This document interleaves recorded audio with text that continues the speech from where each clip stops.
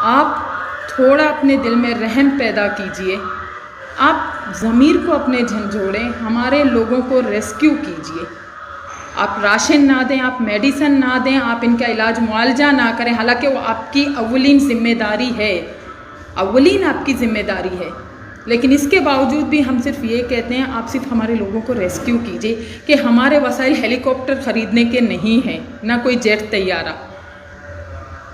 बड़े अफसोस के साथ मुझे ये कहना पड़ रहा है, ऑपरेशंस के लिए बलूचिस्तान में हेलीकॉप्टर अवेलेबल हैं, लेकिन लोगों को वहाँ से निकालने के लिए इस वक्त हेलीकॉप्टर मौजूद नहीं है।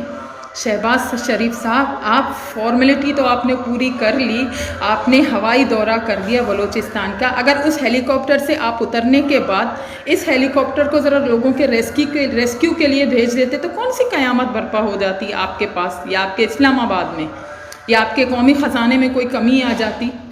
लोग मर रहे हैं, बलूचिस्तान मर रहा है, डूब रहा है। खुदारा, या आप लोग वाकई नहीं चाहते, आप लोगों ने बलूचिस्तान को तड़पने, बिलखने, मरने के लिए छोड़ दिया है। कभी पीर को डेरा भुट्टी में पानी ना होने की वजह से हमारे लोग मर रहे हैं, तो कभी कुदरत की जानिब से बारिश और सैलाबी रेलों से हमारे लोग मर रहे हैं। गुनाह क्या है बलूचिस्तान का? बलोच होना इतनी बड़ी सज़ा है कि इस वक्त रेस्क्यू भी हमारे लोग नहीं हो रहे हैं। दिल फटता है वहाँ की सिचुएशन देखकर, वहाँ के हालात देखकर। लेकिन हैरत की बात है, सबसे बड़ा सूबा, सबसे ज़्यादा वो एक कहते हैं कि एक होनहार बेटा जो पूरे घर को चलाता है, बलूचिस्तान इस वक्त एक होनहार बेटे की तरह है जो पाकिस्तान को चला रहा है। लेकिन आज उस होनहार बेटा जिसकी कमर टूट गई है कि वहाँ की आवाम बदतरीन हालात देख रही है, लेकिन वहाँ पर कोई हुकूमती रिलीफ नहीं है। हुकूमत की तरफ से उनको कोई मदद नहीं की जा रही है, कोई सपोर्ट नहीं की जा रही है। खुदारा, लोगों को वहाँ से निकालिए।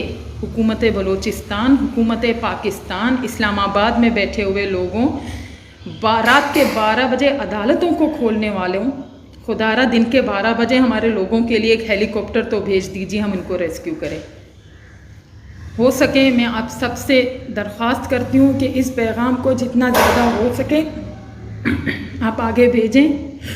हम इस वक्त ये चाहते हैं कि हमारे लोग रेस्क्यू होकर वहाँ से निकाले जाएं, कि वहाँ पर आगे राशन और ट्रक नहीं जा सकते हैं।